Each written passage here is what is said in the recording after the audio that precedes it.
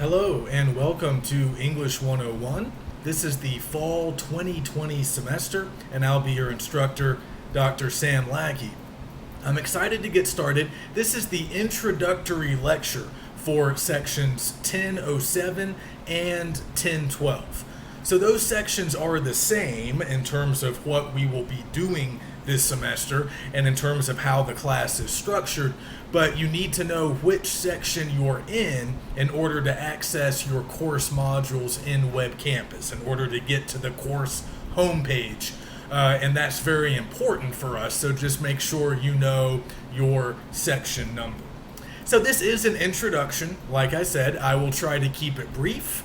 I don't want to get into any of our week one material. I'll save that for the week one lecture, our first official weekly lecture, and that will be posted on Tuesday or Wednesday of week one. But here at the very beginning of week one, I just want to cover some basics. I want to let you guys know what to expect from English 101. What is this class all about, and what are we going to be doing? I also just want to share some important information that you need to know here in the early going. So let me just mention Web Campus again very briefly. I know most of you are already familiar with it. You're using it for other classes. Perhaps you've used it before. That's great. It's easy to use. It's easy to navigate. Just make sure that you're comfortable getting to the course homepage, because everything you need on a weekly basis can be found there. So once you arrive on the course homepage, you will see the weekly modules. And at the beginning of each week, I will post that week's module. So the week one module is currently available. When you go inside that module, you'll find basically everything you need for the week. I'll provide an overview of all the material that we're covering that week. Any assignments that might be due that week will be mentioned, explained. There'll also be links that you can use to actually submit written work. And then if we have a reading assignment for that week, that reading assignment will be posted. I'll have some videos, some fun stuff most of the time, most weeks, just to kind of help us along, maybe some study aids, or maybe just some comic relief if we're in need of something like that. So everything you need is there in the weekly modules. You'll also find our weekly lecture videos in the weekly modules. And like I said, those will usually appear around the middle of the week, Tuesday or Wednesday. So the first step is just to read everything that I post as early in the week as you can.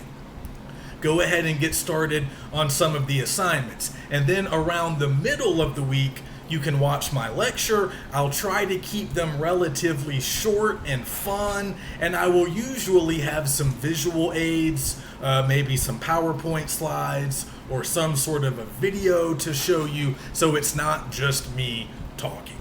But between all of the text that you find in the modules and then my lecture videos, you're going to have all the information, all the explanation that you need from week to week. So if you can just keep up with everything that you find in the modules, you should be in pretty good shape. Another thing to do early in week one is to check out the course syllabus. So it looks a lot like this. I'm not sure if you can really see that. This is actually an IAV syllabus, but the same basic concept. You guys don't have to read this word for word, but there's some important info here. On the first page, you'll find all of my contact information, my email address, my office hours, my office location. I am located in Winnemucca. I know most of us probably are not, but if you are local, if you're located in or around Winnemucca, you can always visit me during office hours. I have my office hours listed there on page 1 of the syllabus. We can also talk using video conferencing tools. We can talk over the phone.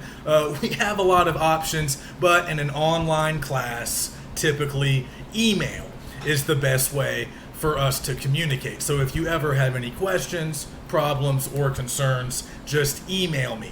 And I've provided my sort of official GBC faculty email, but you can also contact me through Canvas, through WebCampus. I kind of have two options. They're both accessible to me. I check email every day, so you shouldn't have any problem reaching me, and I will normally get back to you within 24 hours. And I do check on the weekends as well, because I have no life. All right. You can also find the required textbook, all the information about the book that you need, course description, learning outcomes. I also provide my grading system. That might be useful just to take a look at. I list all of the assignments that we'll be doing over the course of this semester, all of our policies, all of our rules. You can take a look at all of that, but the most important part of the syllabus begins around page 5, I believe, and that is the course schedule. Looks a little bit like this. It's very detailed. Basically, I'm telling you what we are doing every week of the semester. All due dates are listed, all reading assignments, all written assignments. Everything is there. So I'm telling you what we're doing in class and what is due for homework. The reason I provide a detailed schedule like that is because I do not post modules in advance. So for example, if you go on to Web Campus right now, you'll notice that only the week 1 module is available. You have to wait until next week to see the week 2 module. The reason I do that in 101 is because I don't want you guys becoming overwhelmed or confused by all of the upcoming work that we have. But if you want to work ahead, or if you simply are curious and you want to know what's coming up or what we're going to be doing around week 9 or week 10, you have a course schedule in the syllabus that you can take a look at any time, whenever you need it. You can also find that course schedule in Web Campus. So if you look at that left-hand toolbar when you're checking out the modules, in that left-hand toolbar, you can click on the syllabus tab and it will take you to another place where you can view assignments and the syllabus. Also, if you go inside the week 1 overview, there's another link to the syllabus there. So you have multiple places where you can find it. Just make sure that you print it or save it maybe to your desktop. Just keep it handy. Keep it close, particularly that course schedule. But you can also click on assignments in that left-hand toolbar and you'll see a detailed list of all the assignments that we're doing and the due dates. So just take a little bit of time to explore our course homepage, explore some of those tabs, explore the week 1 module, take a look at the syllabus in particular, and if you have any questions about any of that stuff, let me know. And like I said, just remember that each week on Tuesday or Wednesday, there'll be a lecture video to watch. They will usually be around 10 to 15 minutes. So try to find time to watch those each week. And if you're falling behind, let me know. We'll figure something out. All right, so English 101, as you guys know, is really geared towards 2 separate but related areas: writing and reading. Now, these are very closely related activities. They're obviously different in various ways, but you cannot have one without the other. So we are going to be practicing a lot of different types of writing styles and techniques over the course of this semester. We're going to become better writers by mastering different styles of writing or different genres of writing. And I'll talk more about that in the week 1 lecture. But we're going to be doing things like narratives, comparisons, analysis, and eventually arguments. So these are all related but different styles. They all have different strategies attached to them. They all accomplish slightly different goals, and they're used in different situations for different reasons. So we're going to be learning about all of these different styles, and that of course means we have to practice those different styles. I'll often call them different methods of development. Whether we're writing a narrative or a comparison or an argument, we're always going to have steps to follow, certain things that we have to do, and that means practice. That means working independently on our own time, and it also means when it comes time to write our formal essays, we will be guided by these different methods of development. So we will practice using discussion posts and various activities that I share with you during my lectures. And then we have 4 major essays that give us the opportunity to show what we've learned, to demonstrate our mastery of these different methods or strategies. So eventually you'll be writing a descriptive narrative, a compare and contrast paper, an analysis, and an argument. So our major assignments are based around these different genres and styles that we're learning about. So that's one phase of the class, writing practice and getting ready for our major essays. And again, we have 4 of those major essays spaced out throughout the semester. The first one is due, I believe, at the end of week 5, and the argument, our final assignment, is due at the very end of the semester. So on one hand, we are practicing and sharpening our writing skills. You guys know, it doesn't matter what skill you're trying to develop. Writing is a skill, like playing music, like playing a sport. And no matter what skill you're developing, you have to practice. We don't always like to practice, but we have to do it if we want to become better. So obviously expect that. But don't forget about reading. If we want to become better writers, we also have to become better and more critical readers. We have to sharpen our critical reading abilities, which means asking questions, sharpening our comprehension, being able to talk at length, in depth, about what we read. And also what we read, the pieces I assigned from our book, they will serve as examples of all of these different writing styles that we're learning about. So as we're practicing narrative or comparison, we're going to read examples from the book, examples of those particular styles, of those specific writing genres or techniques. So we can see how the pros do it using our book, and then that will help us as we continue to practice and get ready for our major essays. So I hope that makes sense. The required book is 50 essays. The title says it all. It's an anthology. It's a collection of essays, mostly nonfiction work, often written by very famous writers. And we're not reading all 50, don't worry, but each week you'll have 1 or possibly 2 essays to read. And I try to keep the reading load manageable, but it's important that you guys keep up. Most of these essays are short, most of them are pretty easy to get through, but don't fall behind. And I do have a way to test you, not an actual test or a quiz, but I do have a method to ensure that you guys are keeping up with the reading. That's where discussion posts come in.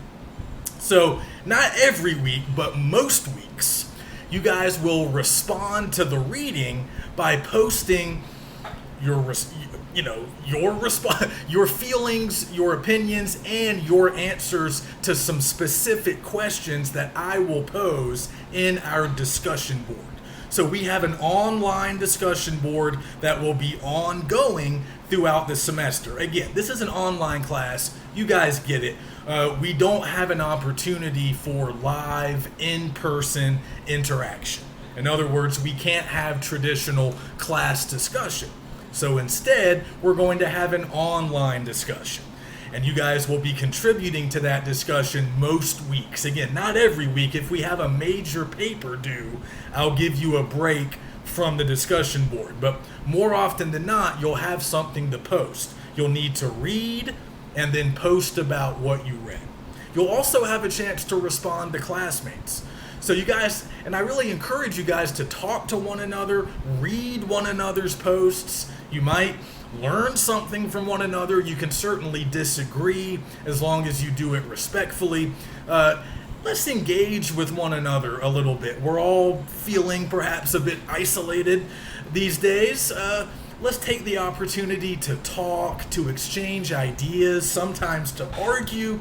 Occasionally, I'll jump on the discussion board and maybe try to stir the pot or at least pose a new question or respond to what somebody else has already said. I want us to have fun on the discussion board, but I also want to make sure that we're reading. I want to see evidence that you're reading and that you have opinions about what we're reading. So again, the writing practice and the reading practice, they go hand in hand. They reinforce one another. If we want to become better writers, we have to be good readers, and we have to read consistently. So, the ultimate message that I want to get across here before I sign off is that if you guys can just maintain a regular schedule, if you can check out the weekly modules at the beginning of each week, make sure you're familiar with the syllabus, make sure you know how to get in touch with me, and make sure that you're keeping up with all the reading assignments. If you can do all of that stuff and watch my weekly lecture videos, you're golden. If you work hard in this class, I will always meet you wherever you are. Whatever help you need, whatever questions you might have, I'm here. Every day, at any time. We can talk at any time. I have a pretty wide open schedule because I'm doing so much online here in the fall. So I'm available. No question is too small. No question is too dumb. If you need help, talk to me. Don't wait. Don't hesitate. Don't worry that you might irritate me. It's my job to help you guys. So if I see that you're putting forth consistent effort and you're keeping up with your work, I'm going to do everything in my power to get you to the finish line with a good grade. And if you get sick, if you have a family emergency, if something comes up, you don't have to get into the details with me. I'm not your therapist. You don't have to get into any of that. But if you're falling behind, if you're going to be away away from home, if you're not going to be able to keep up with our stuff online for an extended period of time, just reach out and let me know. We can come up with some kind of a plan. I can send you some work. We can stay in contact. We'll figure it out, but you have to let me know. I have a ton of students. I can't track down each one of you individually. You have to reach out to me. And then I'm happy to help in any way I can. So if you have any questions right now, email me. Don't wait. Let's talk. Good luck. Check out all the week 1 stuff and make sure you check out the week 1 lecture video. Like I said, if you don't see it by Wednesday or if you cannot access it for some reason, let me know. I look forward to having fun. Oh yeah, one last thing. I know a lot of you don't have the book yet. So for our first reading assignment, which is supposed to be done this week, the introductory chapter for 50 essays, I will post a PDF version of that reading assignment for those of you who don't yet have the book. This will not be a weekly occurrence, but I'm happy to do it in week 1 because I know a lot of us are waiting for our book to arrive. You can also get it in ebook form, don't forget. But remember, if I give you a week 1 reading assignment, that means it needs to be read by the beginning of week 2. And the week 2 reading assignment needs to be read by the beginning of week 3. Okay, so whatever I give you at the beginning of the week, it needs to be done by the end of the week. And all of our assignments, discussion posts, and the bigger ones, the bigger essays, they're always due at the end of the week. For us, the end of the week means Sunday night at 11:59 p.m. And the new week begins first thing Monday morning. Just keep that in mind. That's our schedule. It will not change, or if it does, I'll tell you. I want us to be consistent. I want us to know what's happening every week. And if you ever have any questions about it, let's talk. and I'll see you in the week 1 lecture soon.